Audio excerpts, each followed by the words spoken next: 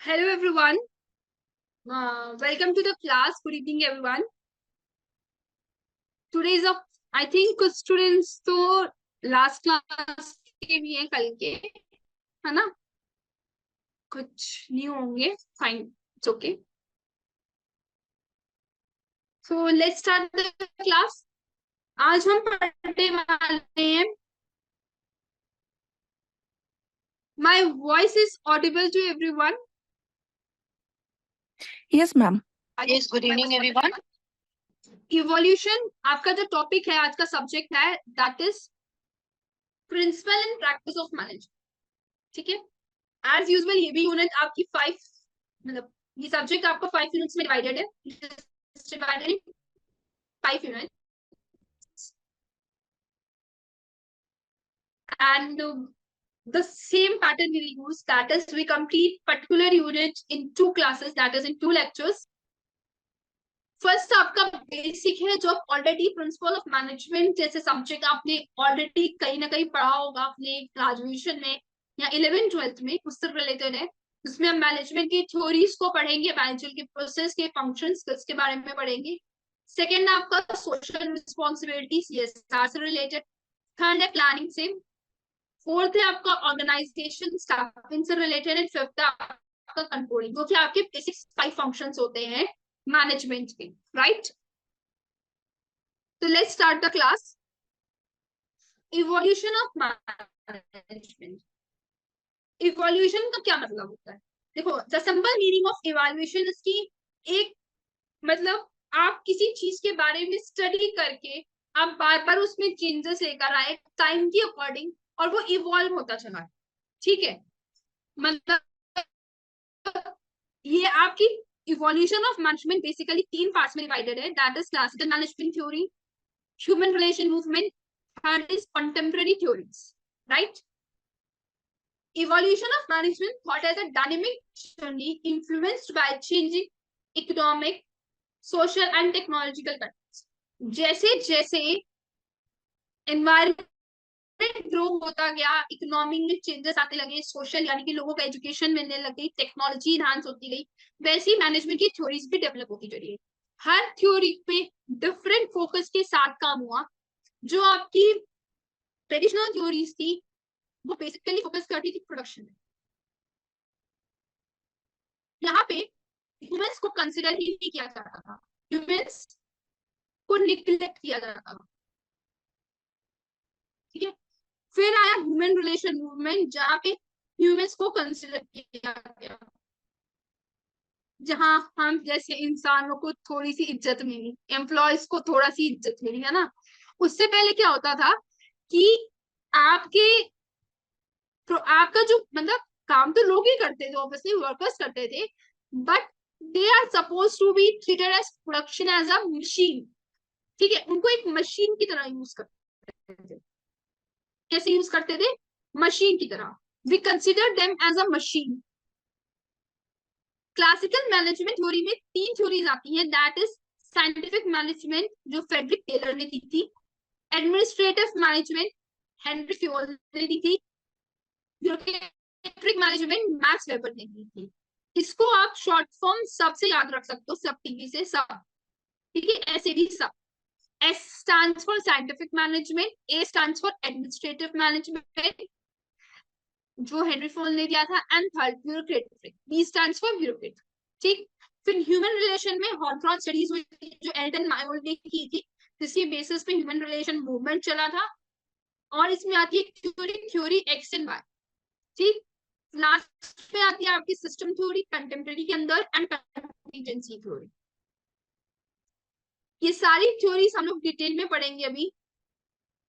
ये जो यूनिट है आपकी, इसमें थ्योरीज को थोड़ा ज्यादा टाइम लगेगा समझने में, डिफिकल्ट नहीं है, पर थोड़ा फोकस के साथ पढ़ना. मैनेजमेंट एक मतलब बहुत ज्यादा ना एक टाइम पे कह सकते हो बोरिंग भी हो सकती है, बट आई मेक श्योर कि मैं इसको थोड़ा इंटरेस्टिंग वे में आप लोगों को पढ़ाऊं. और सेकेंड थिंग कि आपको थोड़ा सा इसमें जो क्वेश्चंस बनेंगे वो बहुत ज्यादा इनडायरेक्ट नहीं. मार्केटिंग में इनडायरेक्ट क्वेश्चंस होते हैं, पर जो आपका मैनेजमेंट है इसमें इनडायरेक्ट क्वेश्चंस की चांसेस बहुत ज्यादा कम। ठीक है,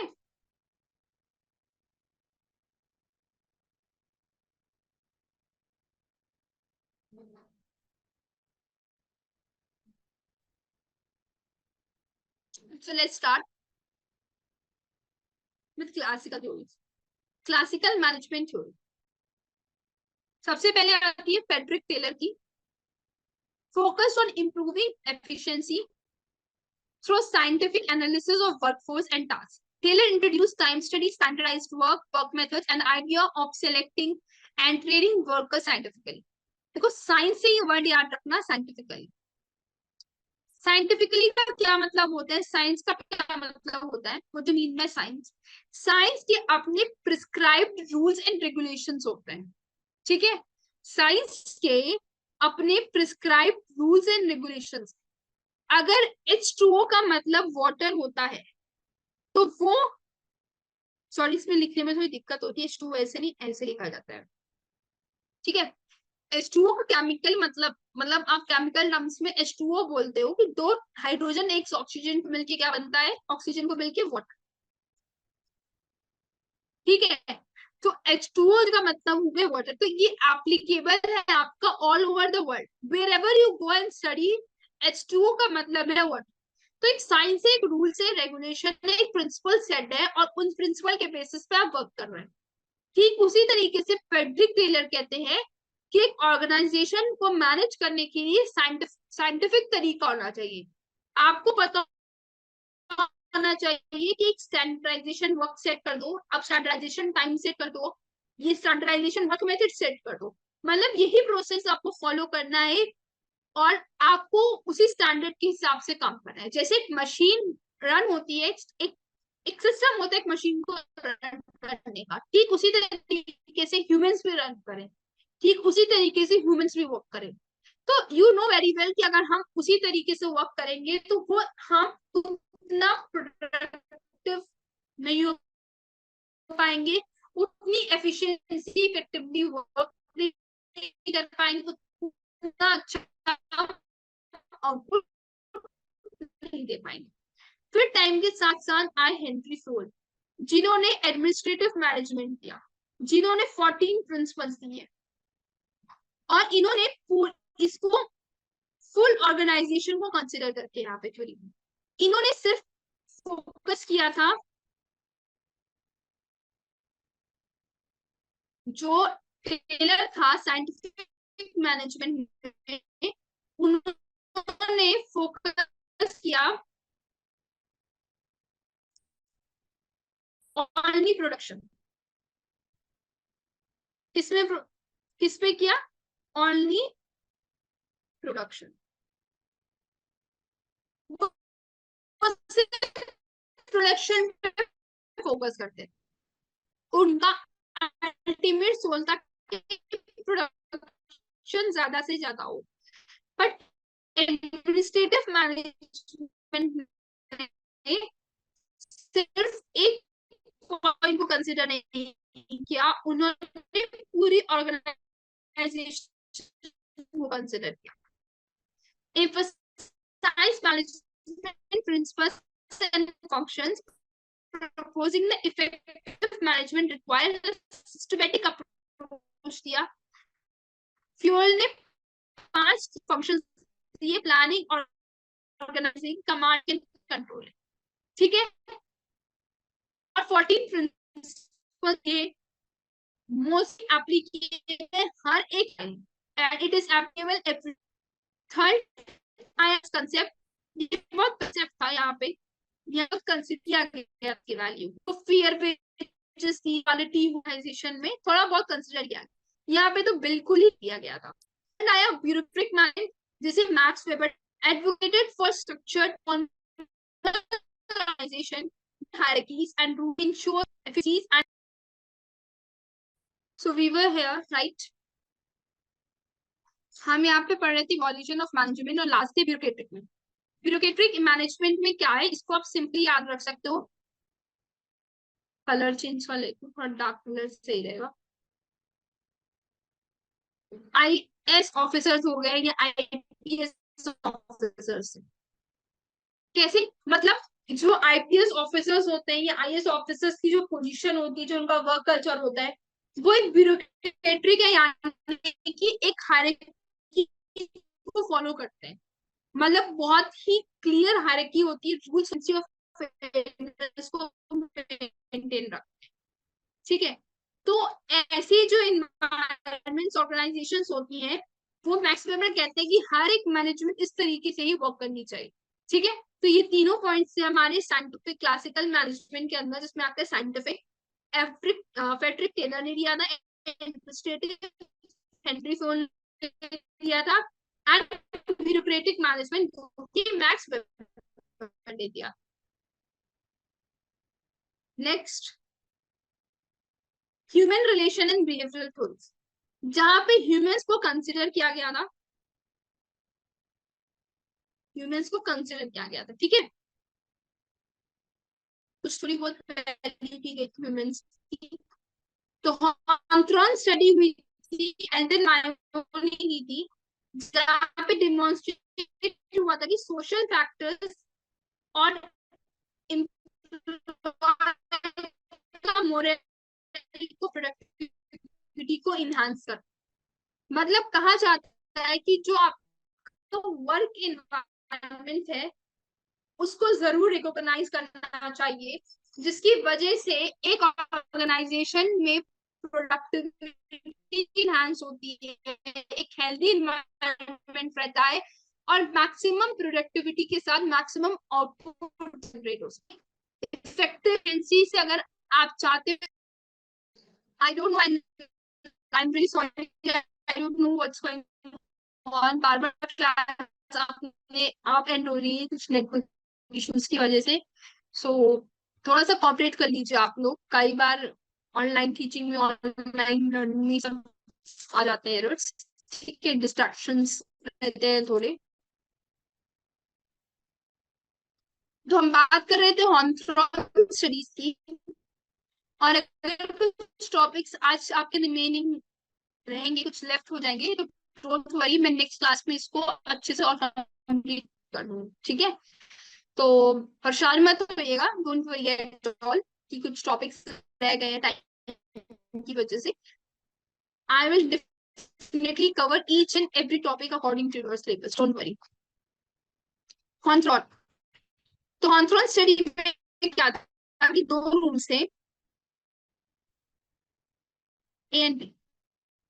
ठीक है, यहाँ पे चार वर्कर्स को फॉर एग्जाम्पल बैठा दिया था, और यहाँ पे चार,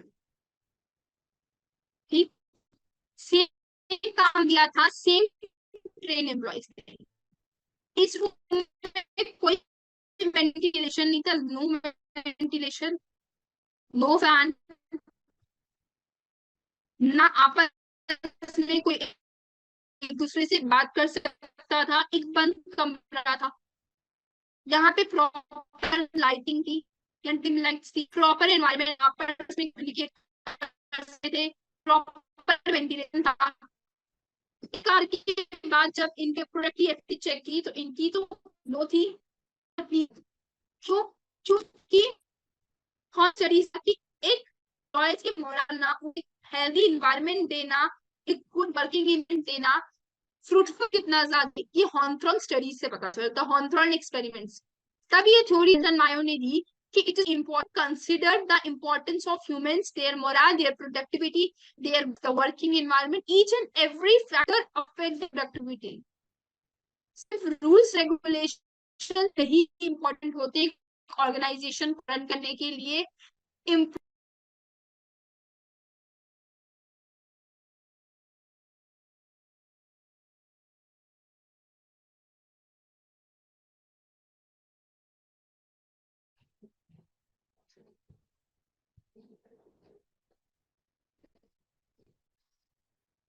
आज तो फ्लो बनाने में टाइम लग रहा है। ठीक है, ये आपकी थी हॉन्थ्रॉन एक्सपेरिमेंट, जहां पे ह्यूमंस को कंसिडर किया गया था, राइट।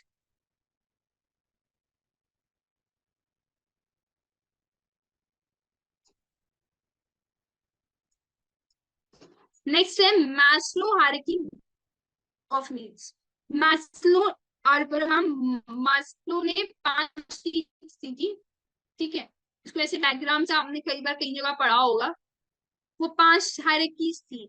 सबसे पहले वो कहते हैं कि basic psychological needs to self actualisation. जो आपकी बेसिक होती है नीड्स या साइकोलॉजिकल नीड्स होते हैं, रोटी कपड़ा मकान।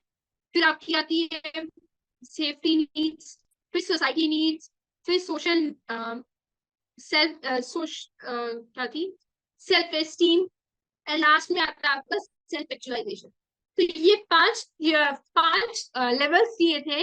उन्होंने कहा था कि कस्टमर की को इफेक्टिवली मतलब मोटिवेट करने के लिए प्रपोज एम्प्लॉयज क्या करते हैं, सबसे पहले उनकी बेसिक नीड सेटिस्फाई होती है, दैट इज रोटी कपड़ा और मकान, इन सिंपल लैंग्वेज में बोलते।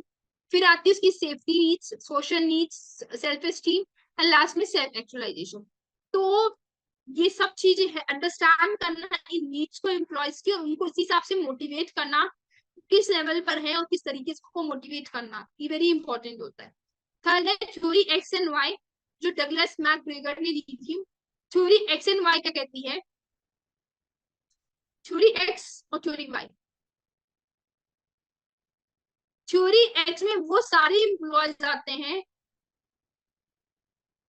जिनको टाइम टू टाइम मोटिवेट करना होता है, जो लेजी होते हैं, जिन्हें अंदर से मोटिवेशन नहीं आता, बाहर से मोटिवेशन देना पड़ता है। वो कभी भी खुद से एफर्ट्स नहीं लगाते हैं, उन्हें मतलब उनको हमेशा डंडा करके रखना है, मतलब उनके सर पे हमेशा बैठे रहना है आपको।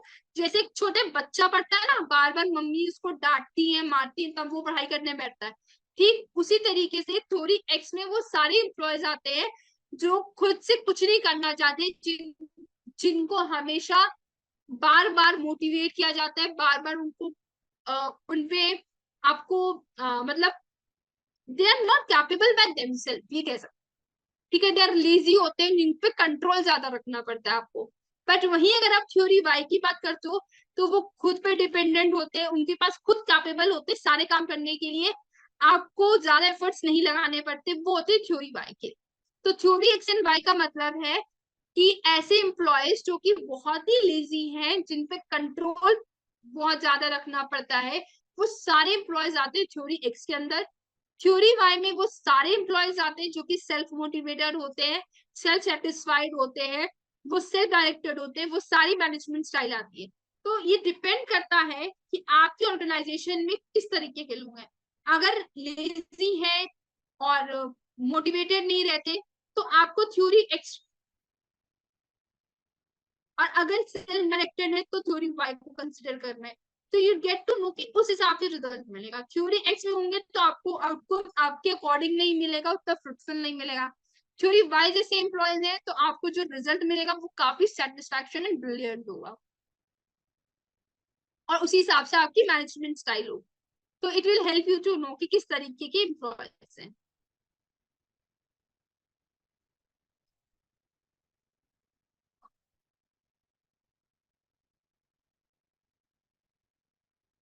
नेक्स्ट है कंटेम्प्रेरी मैनेजमेंट थ्योरी।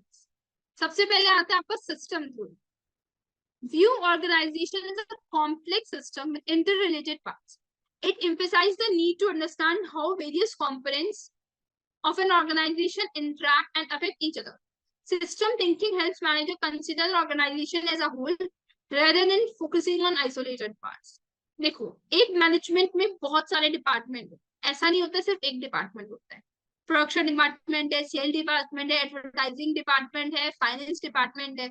तो सिस्टम थ्योरी क्या कहती है कि जो मैनेजमेंट है उनको सारी चीजें आपस में जो इंटर रिलेटेड है, तो उनको हर एक कंपोनेंट्स पे फोकस करना है, इन सबको इंटर रिलेट करके चलना है। आप किसी पर्टिकुलर सेगमेंट, एक पर्टिकुलर डिपार्टमेंट पे फोकस नहीं करोगे, उस पे आइसोलेटेड नहीं रहोगे। आपको पूरी ऑर्गेनाइजेशन को एज अ होल कंसिडर करके अपने डिसीजंस लेने हैं, ठीक है। नेक्स्ट है contingency theory. Suggest that there is one size fits no one size fits at all approach. ये कहती है कंटीजेंसी थ्योरी कि कोई भी मैनेजमेंट हो, ये एक ऑर्गेनाइजेशन ए है, ये एक बी ऑर्गेनाइजेशन है, ये सी है, ये डी है, ये कहती है कि एक no one size fits all approach, यानी कि सारी ऑर्गेनाइजेशन में एक थ्योरी को अप्लाई नहीं कर सकते। आपने डी में अलग मैनेजमेंट स्टाइल अपनानी पड़ेगी, सी में अलग, बी में अलग, ए में अलग। यू हैव टू रिकॉग्नाइज कि हर ऑर्गेनाइजेशन का साइज अलग है, उसकी टेक्नोलॉजी अलग है, उनका वर्क अलग है, उनका प्रोडक्शन अलग है। तो जो भी आपकी स्ट्रैटेजीज होंगी, अप्रोच होगी मैनेजमेंट की, वो डिफरेंट होती है, स्पेसिफिक होती है अपनी सर्कमस्टांसेस के अकॉर्डिंग। यू कांट से कि एक तरीका है और सब में एप्लीकेबल है, नहीं। हर ऑर्गेनाइजेशन में अपना अपना तरीका लगाना है। जैसे कि हर स्टूडेंट पे सेम तरीका अप्लाई नहीं कर सकते हो आप। कुछ लोग पॉजिटिवली मोटिवेट होते, कुछ नेगेटिवली होते, किसी किसी को बहुत स्लो लर्निंग प्रोसेस होता है, तो टीचर को उनपे ज्यादा फोकस करना पड़ता है। ठीक उसी तरीके से हर एक ऑर्गेनाइजेशन में आपको डिफरेंट तरीके अपनाने पड़ेंगे, ठीक है। और इसलिए कोई भी पर्टिकुलर एक साइज नहीं है जो कि आपकी मैनेजमेंट का हर जगह फिक्स हो। आई होप आपको ये टॉपिक क्लियर हो गया होगा, मैनेजमेंट इवोल्यूशन वाला। नेक्स्ट,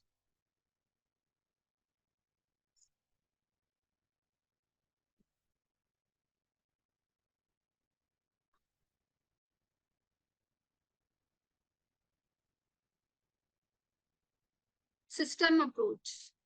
देखो इस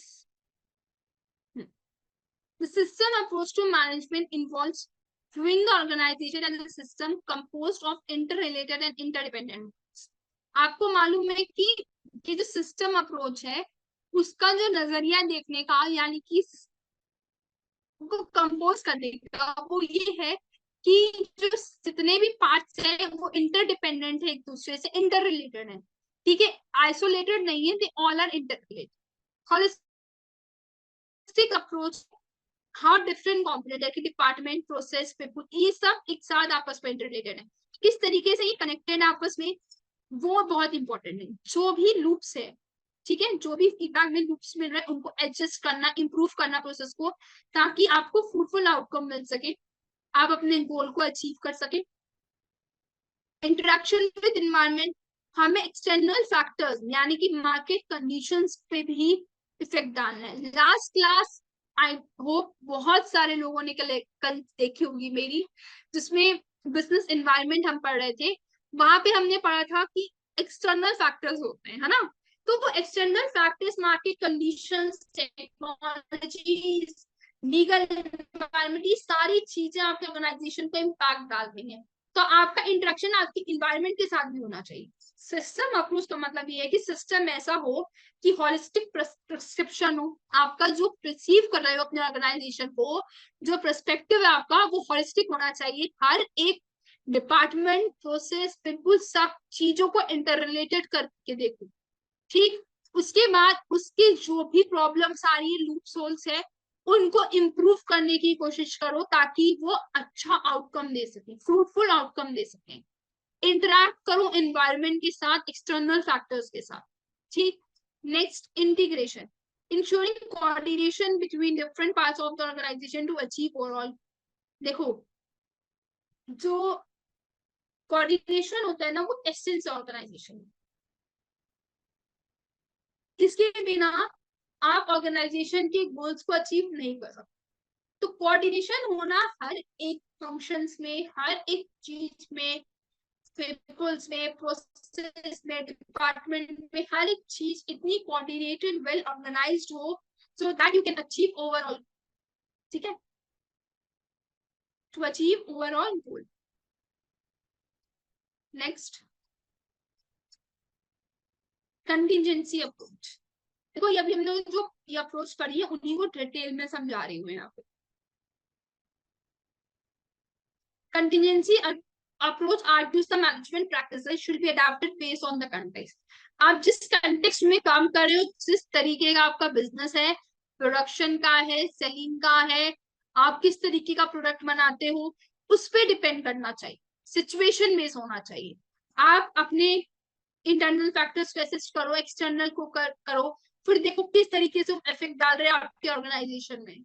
फ्लेक्सिबिलिटी होनी चाहिए कि मैनेजमेंट प्रैक्टिसेस जो भी आप कर रहे हो, सिचुएशन के हिसाब से इजिली आप चेंजेस ला सकते।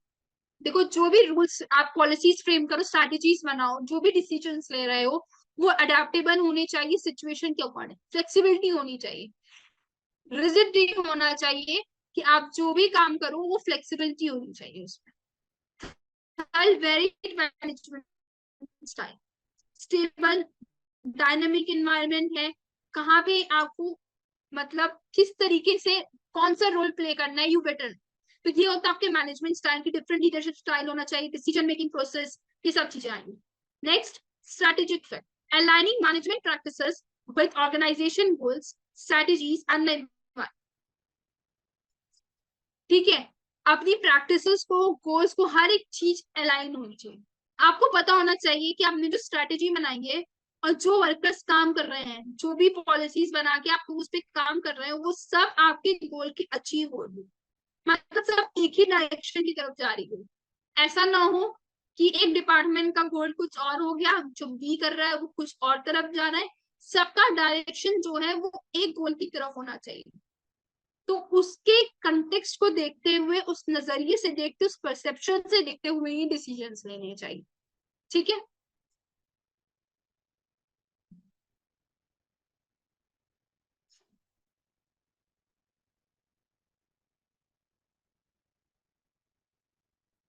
मैनेजरल प्रोसेस बहुत ज्यादा नहीं बचा, बहुत आराम से हम कवर कर लेंगे। मैनेजरल प्रोसेस बोलो, मैनेजर के फंक्शंस बोलो, मैनेजरियल, ये सभी, ठीक है।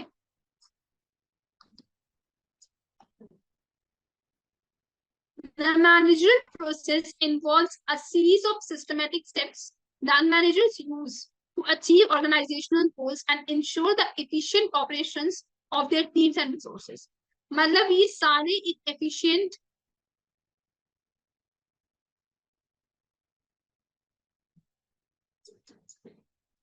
इन 5 स्टेप्स को यूज करके एक ऑर्गेनाइजेशन अपने गोल्स को एफिशिएंटली अचीव कर सकती है, ठीक है। आपको मैनेजरल प्रोसेस का मतलब है ये सारा प्रोसेस। देखो, आप कहीं पे भी कोई भी सब्जेक्ट पढ़ रहे हो, जहां पे बात आ जाती है किसी टॉपिक में, किसी प्रोसेस के बारे में बात कर रहे हैं, स्टेजेस के बारे में बात कर रहे हैं, वो टॉपिक ऑटोमेटिक इंपॉर्टेंट हो जाता है। ये तो ऑलरेडी बहुत इंपॉर्टेंट है, क्यों? क्योंकि ये सारी टॉपिक्स, प्लानिंग, ऑर्गेनाइजिंग और लीड डायरेक्टिंग, लीडिंग को हम डायरेक्टिंग भी बोलते हैं, और कंट्रोलिंग, ये सब आपके यूनिट्स हैं, ठीक है। ये सारी यूनिट्स, तो इनको हम और डिटेल में पढ़ने वाले हैं आने वाले क्लासेस में, इन फ्यूचर क्लासेस, ठीक है। तो यहाँ पे हम बेसिक्स को समझेंगे, ठीक है। आ रही बात समझ में? Are you all getting my point? कि यहाँ पे हम इसके बेसिक्स को समझते जाएंगे, थोड़ा बहुत आइडिया लेके चलेंगे कि प्लानिंग का क्या मतलब है, ऑर्गेनाइजिंग का क्या मतलब है, डायरेक्टिंग का क्या मतलब है, ठीक है। So let's start with planning. This is initial step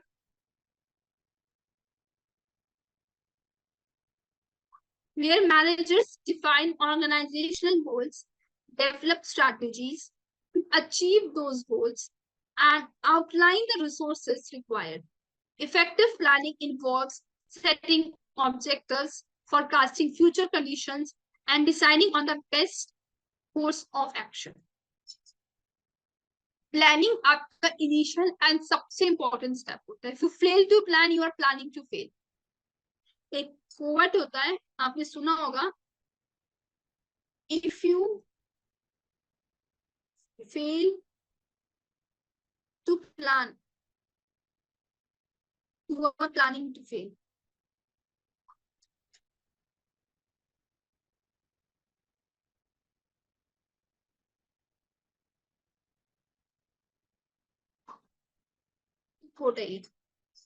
कहीं ना कहीं जरूर आपने पढ़ा होगा, if you fail to plan, you are planning to fail.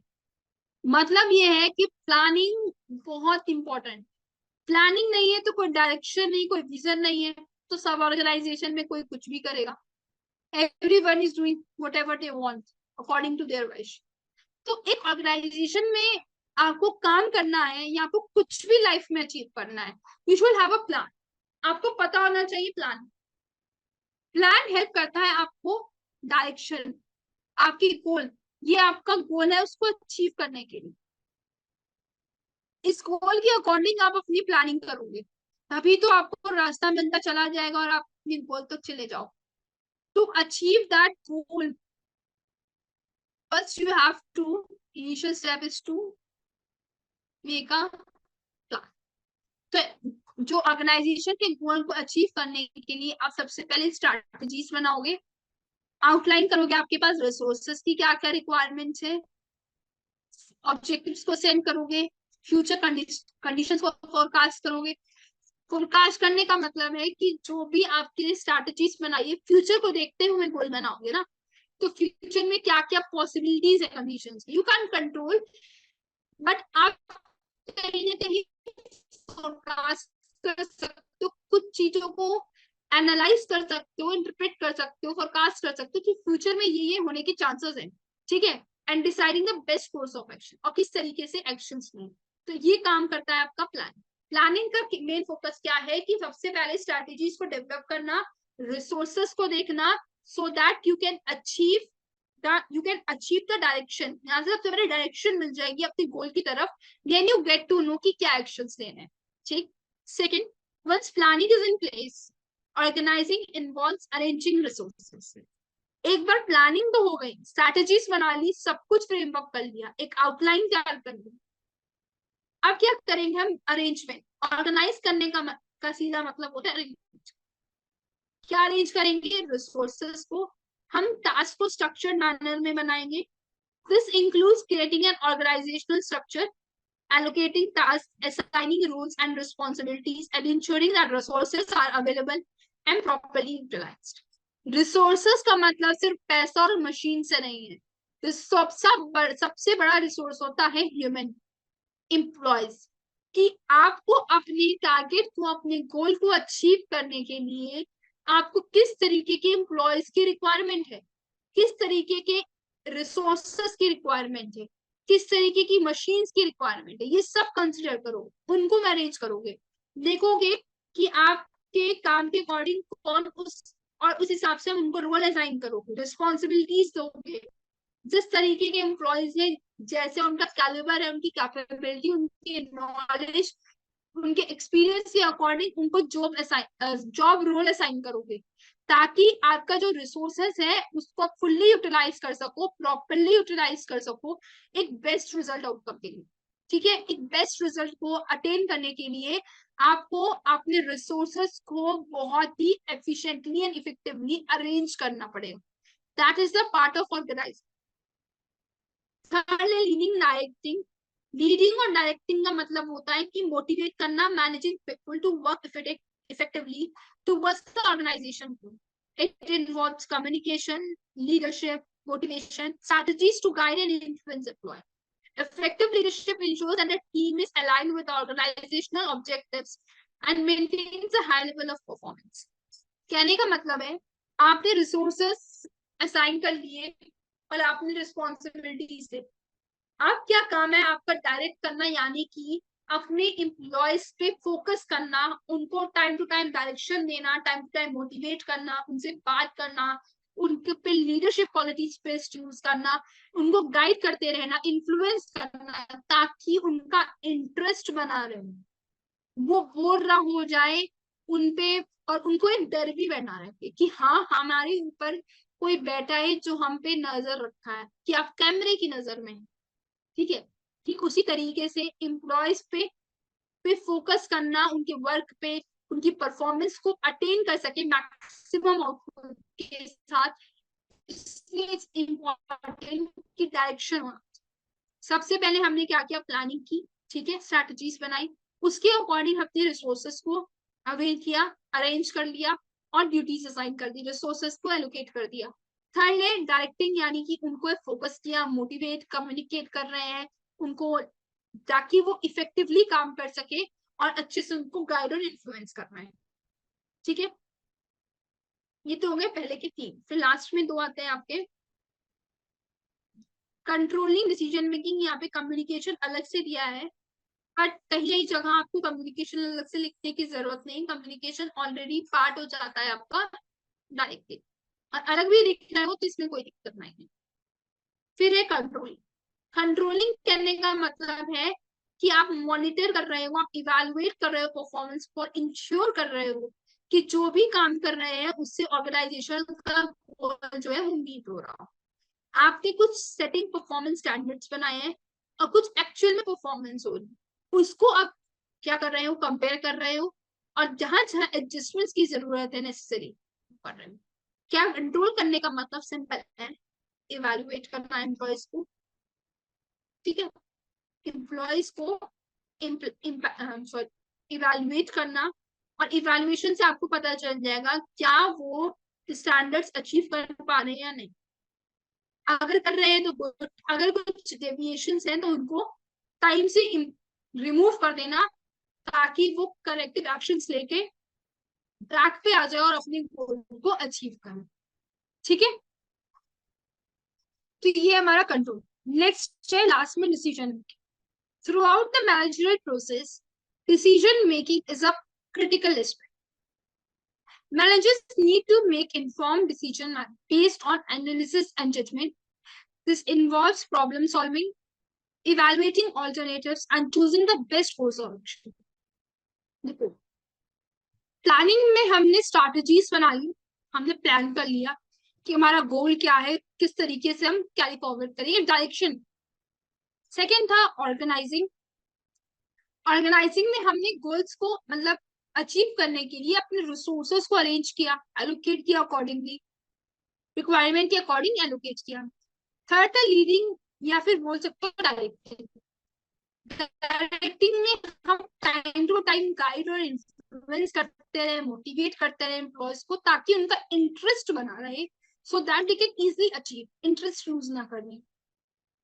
ठीक है, फोर्थ में हमने कंट्रोलिंग में हमने ये देखा कि हम यहाँ पे उनकी परफॉर्मेंस को अब इवेलुएट कर रहे हैं, हम ये कंपेयर कर रहे हैं, ये चेक कर रहे हैं कि जो स्टैंडर्ड सेट किए गए थे एक काम को कंप्लीट करने के लिए, क्या वो स्टैंडर्ड्स मीटअप हो रहे हैं। अगर मीटअप हो रहे हैं तो well and good, if there are any deviations या कुछ एडजस्टमेंट्स की रिक्वायरमेंट है तो उसके लिए उनको गाइड करते ताकि वो करेक्टिव एक्शंस ले सकें।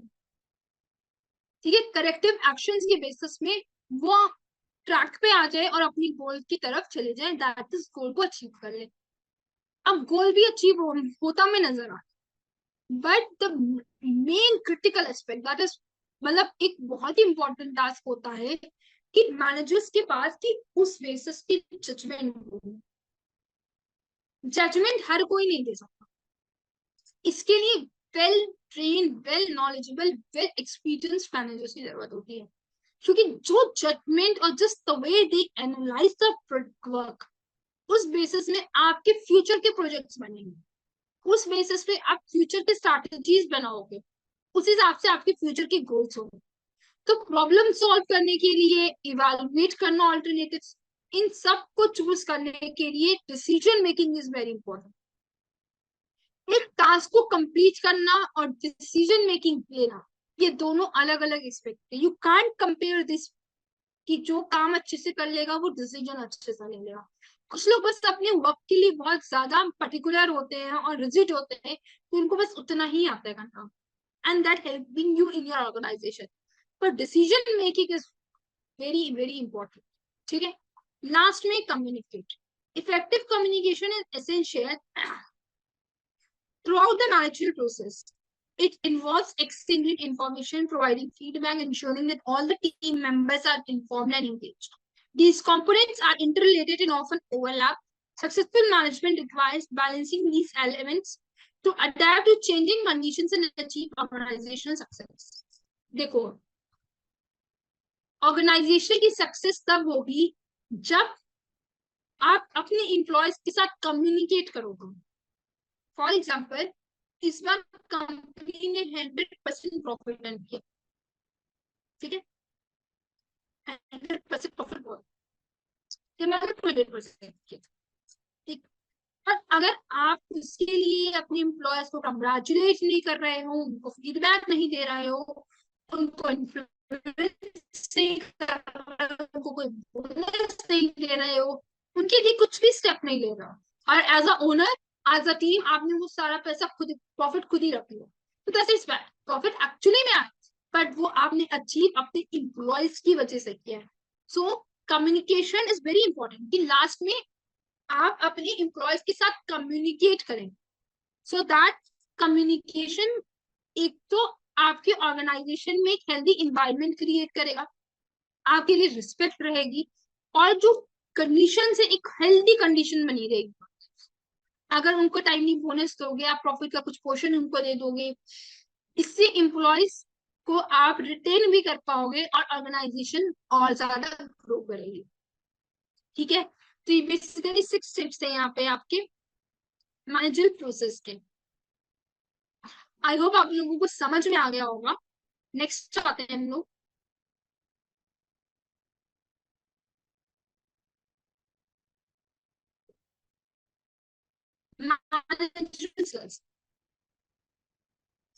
मैनेजमेंट कोई बहुत इजी टास्क नहीं है, कोई भी आके कर लेगा, इसके लिए स्किल्स की रिक्वायरमेंट होती है। बेसिकली दो स्किल्स होती है, टेक्निकल और दूसरी होती है इंटरपर्सनल। ठीक है, manager skills are crucial for effectively leading teams and organizations. They can be broadly categorized into three main types: technical, interpersonal and conceptual. तीन चीजों में डिवाइड होती है, टेक्निकल, इंटरपर्सनल एंड कंसेप्चुअल। तो टेक्निकल है, अब मुझे बताओ टेक्निकल नॉलेज की जरूरत कहाँ पे होगी? लोअर, देखो 3 लेवल्स होते हैं। इससे पहले ना एक चीज पढ़ो,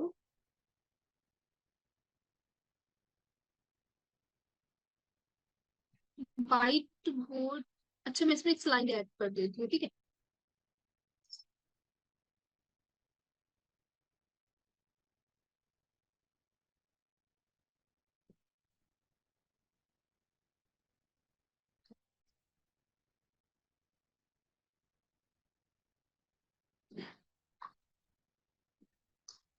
एक ऑर्गेनाइजेशन को रन करने के लिए 3 लेवल्स होते हैं।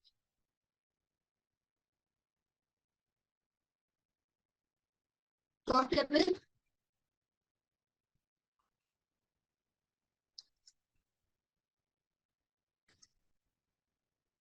Middle level and lower level. Top level में आपकी वही जो टाइप्स आती हैं, ठीक है। मिडिल लेवल में मैनेजर्स आ गए, लोअर लेवल में जो एक्चुअली में वर्क करते हैं, ठीक है। 3 लेवल्स होते हैं किसी भी ऑर्गेनाइजेशन को रन करने की। 3 लेवल की हायरार्की होती है, top level, middle level and lower level. Top level जहाँ पे आपकी टॉप मैनेजमेंट बैठती है, जहाँ पे स्ट्रेटेजीज होती है, प्लानिंग होती है। मिडिल और लोअर लेवल में वो सारे वर्कर्स, एम्प्लॉयज एक्चुअली में फील्ड में वर्क करते हैं, ठीक है। मिडिल लेवल में आपके मैनेजर्स के काम है।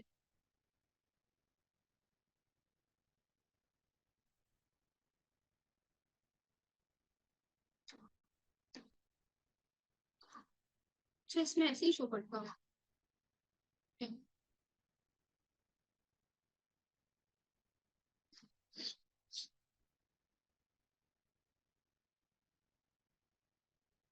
सबसे पहले पढ़ेंगे technical skills, the ability to use specific knowledge, tools, techniques related to particular field or industry. Technical मतलब होता है जिसके पास स्पेसिफिक नॉलेज है, ऐसे एम्प्लॉइज जिनके पास एबिलिटी है to use specific knowledge, tools, techniques को जो यूज कर पाए पर्टिकुलर फील्ड पे। जैसे कि सॉफ्टवेयर को रन करना है, टेक्निकल प्रोसेस है, जो एक्सपर्ट्स होते हैं अपने काम में, ठीक है, जैसे फाइनेंस इंजीनियर्स हो गए। टेक्निकल स्किल्स की सबसे ज्यादा जरूरत होती है लोअर एंड मिडिल, जहाँ पे managers need to understand the work being done and solve the technical problems. Lower और मिडिल लेवल दोनों को टेक्निकल नॉलेज की रिक्वायरमेंट है। मैनेजर्स को इसलिए होनी चाहिए, अगर मैनेजर्स को नॉलेज ही नहीं होगी तो कैसे वो लोअर लेवल के वर्क को जज कर पाएंगे, कैसे उनको गाइड कर पाएंगे, कैसे एनहांस कर पाएंगे उनकी वर्क प्रोडक्टिविटी को। इसलिए जो टेक्निकल स्किल्स की रिक्वायरमेंट होती है वो लोअर एंड मिडिल लेवल दोनों में होती है। और ये टॉपिक बहुत इंपॉर्टेंट है। एमसीक्यू वन वर्ड मतलब लिमिटेड, अनलिमिटेड क्वेश्चंस बन सकते हैं इस टॉपिक से। बेसिक अंडरस्टैंडिंग ले लो, क्वेश्चन कैसे भी फ्रेम हो, इजीली बनाए, खुद समझो। अगर आप ऑर्गेनाइजेशन में रन कर रहे हो तो टेक्निकल स्किल्स की रिक्वायरमेंट कहाँ होगी? ज्यादातर रिक्वायरमेंट होगी लोअर एंड मिडिल लेवल में, ठीक है। सेकेंड है interpersonal skills, the ability to interact effectively with others, communication अच्छा होना चाहिए, empathy, conflict resolution, ठीक है। और जैसे कि एग्जांपल दिया हुआ है यहाँ पे, clearly conveying information, encouraging and inspiring team members, conflict resolutions, कि किस तरीके से कुछ कॉन्फ्लिक्ट अगर ऑर्गेनाइजेशन में हो जाता है तो किस तरीके से उसको एड्रेस कर रहे हो, किस तरीके से किस तरीके से अपने डिस्प्यूट्स को रिजॉल्व कर रहे हो। Last, I am very sorry to issue है से टीम बिल्डिंग, दैट इज कि आप किस तरीके से पॉजिटिव एनवायरनमेंट क्रिएट कर रहे हो। इंटरपर्सनल से ये स्किल सिर्फ एक ऑर्गेनाइजेशन में नहीं, ये स्किल हर इंडिविजुअल के अंदर पैसे भी होते हैं। इंटरपर्सनल का मतलब है जब एक पर्सन दो या दो से ज्यादा लोगों के साथ इंटरेक्ट करते, जब आप लोगों के साथ इंटरेक्ट करते हो, वो जो स्किल होती है इंटरपर्सनल स्किल होती है। किस तरीके से आप कम्युनिकेट कर रहे हो, किस तरीके से आप मोटिवेट कर रहे हो, किस तरीके से आप सामने वाले से डील कर रहे हो, वो स्किल होती है आपकी इंटरपर्सनल स्किल। तो line, it's not only important an organization in a specific level, it is important in everywhere, everywhere, in every relationship, in every aspect, every organization, everywhere in the world. So it's important. We can the skills, all levels of management. जो interpersonal skill है वो हर एक level के लिए equally important है। Managerial skill में जो technical skill आती है वो लोअर एंड मिडिल लेवल के लिए ज्यादा इंपॉर्टेंट है, ठीक है। नेक्स्ट है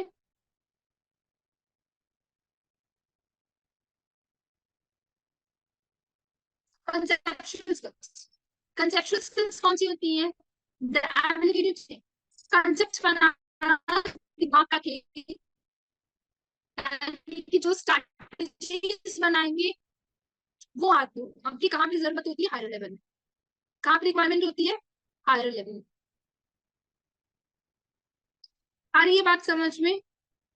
देखो कंसेप्चुअल स्किल्स होती हैं आपकी the ability to think abstractly, complex situations including big pictures and strategic thinking. Example, long term plans and visions, analysing complex situations and developing solutions. जो ये समझ लो, जो लोग प्लानिंग करते हैं सबके पास कंसेप्चुअल स्किल्स होनी चाहिए रिक्वायरमेंट, ठीक है। समझ आ रही बात? प्लानिंग कौन लोग करते हैं? जो ऑर्गेनाइजेशन की गोल स्ट्रैटेजीज बनाते हैं, उन सबके कंसेप्चुअल स्किल्स की एबिलिटी होना इज मस्ट, ठीक है। Conceptual crucial for higher level management goals, strategic planning और हायर लेवल डिसीजन लेने के लिए रिक्वायर्ड होती है।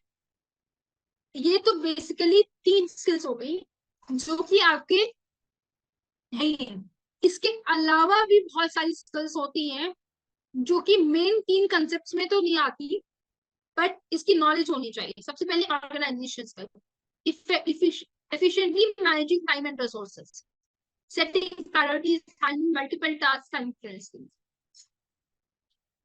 सिर्फ अपनी फील्ड के साथ साथ एक पर्सनालिटी ग्रूम करने के लिए, एक ऑर्गेनाइजेशन में एक बेटर पोजीशन होल्ड करने के लिए आपको बस ऑर्गेनाइजेशन स्किल्स भी आनी चाहिए कि ऑर्गेनाइजेशन में आप टाइम को कैसे मैनेज कर रहे हो, रिसोर्सेज कितना इफेक्टिवली मैनेज कर रहे हो, प्रायोरिटी सेट करते हो कि नहीं, कितने मल्टीटास्कर हो, अडेप्टेबिलिटी कि कोई भी चेंजेस अगर ऑर्गेनाइजेशन में हो रहे हैं, बिजनेस एनवायरनमेंट में कोई भी चेंजेस आ रहे हैं, कोई तो फ्लेक्सिबिलिटी को इजीली आप अडेप्ट कर सकते हैं। आप इतने रिजिड मत रहो अपने वर्क में कि जरा सा चेंज हो और आप हिल जाओ, आप उस वक्त को इजीली एक्सेप्ट ही ना कर पाओ। Next, negotiation skills. Negotiation skills reaching agreements that satisfy all parties involved. Negotiation करना आना चाहिए कि अगर आपको कुछ ऐसी डील्स करनी है जहाँ पे आपको कुछ एग्रीमेंट्स कराने, तो ऐसा कुछ डिसीजन लो, इस तरीके से नेगोशिएट करो जिससे किसी को भी लॉस ना हो और सबकी और सारी पार्टी सेटिस्फाई हो जाए। Financial acumen, understanding financial statements, budgeting and financial planning. Effective manager typically possesses a balance of these skills and emphasize on each type can vary depending upon their role and level within the organization. देखो, एक manager के अंदर सिर्फ और सिर्फ technical interpersonal skills की requirement नहीं, इसके अलावा भी बहुत सारी एडिशनल स्किल्स की रिक्वायरमेंट है, जैसे कि ऑर्गेनाइजेशन स्किल्स, कि वो प्रायोरिटीज प्रॉपर्ली मैनेज कर रहा है, मल्टीटास्क कर रहा है, चीजों को अडेप्ट कर पा रहा है, नेगोशिएशन स्किल्स कैसी है। अब जैसे आप किसी कंपनी में इंटरव्यू देते हो, तो एक रोल होता है वहां पे जो आपका इंटरव्यू लेते हैं और नेगोशिएट करते हैं, होते हैं एचआर। आधे से ज्यादा लोग इसमें से एचआर होंगे या एचआर की फील्ड में जाना चाहते होंगे, और बहुत सारे लोग होंगे जो एचआर को गालियां भी दे रहे होंगे, सॉरी फॉर दैट, बट हाँ, है ना, कहते हैं उनका काम ही क्या है। तो मेन एचआर जो होता है वो ह्यूमन रिसोर्स को मैनेज करता है, और ह्यूमन रिसोर्स को मैनेज करने का मतलब है कि उनके पास ना उनका मेन काम यही हो कि अगर वो फॉर एग्जाम्पल रिक्रूटमेंट हायर कर रहे हैं, तो कम से कम सैलरी में बेस्ट एम्प्लॉय को हायर करें। तो ये नेगोशिएशन स्किल्स के अंदर ही आता है ना, ये नेगोशिएशन स्किल ही है, कुछ इस तरीके से नेगोशिएट करना एम्प्लॉयज के साथ कि कम सैलरी में एक एक्सपीरियंस एम्प्लॉय आके ऑर्गेनाइजेशन में काम।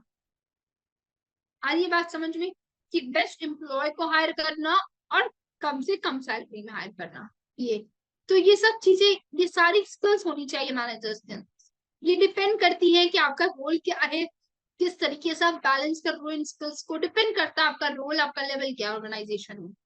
तो ये जो आज की क्लास के जितने टॉपिक्स थे, hopefully thankfully we have completed this. ठीक है, काफी डिस्टरबेंस रहा आज की क्लास में नेटवर्क इश्यूज की वजह से, and you are well aware, आप सब बहुत अच्छे से अवेयर हो कि मतलब नेटवर्क इश्यूज हो जाते हैं, और इससे भी वेदर चेंज है काफी जगह जिसकी वजह से इश्यूज आ जाते हैं। तो बट रिकॉर्डिंग देखोगे तो it will be helpful to you all. I hope आपको क्लास अच्छी लगी होगी, जो भी पढ़ाया है समझ में आया होगा। इन केस कोई डाउट है तो डाउट क्लियरिंग सेशन नोटबुक बना लो, अपना डाउट क्लियरिंग बुक उस पर नोट डाउन करो, लास्ट के लेक्चर्स में मैं ले लूंगी, किसी दिन लास्ट में टाइम बचेगा तभी मैं क्लास में ले लूंगी। रिवीजन करके आना नेक्स्ट क्लास में, ताकि आगे की क्लासेस अच्छे से कवर कर सको, समझ में आए। ठीक है, so thank you so much class, मिलते हैं नेक्स्ट क्लास में, थैंक यू सो मच।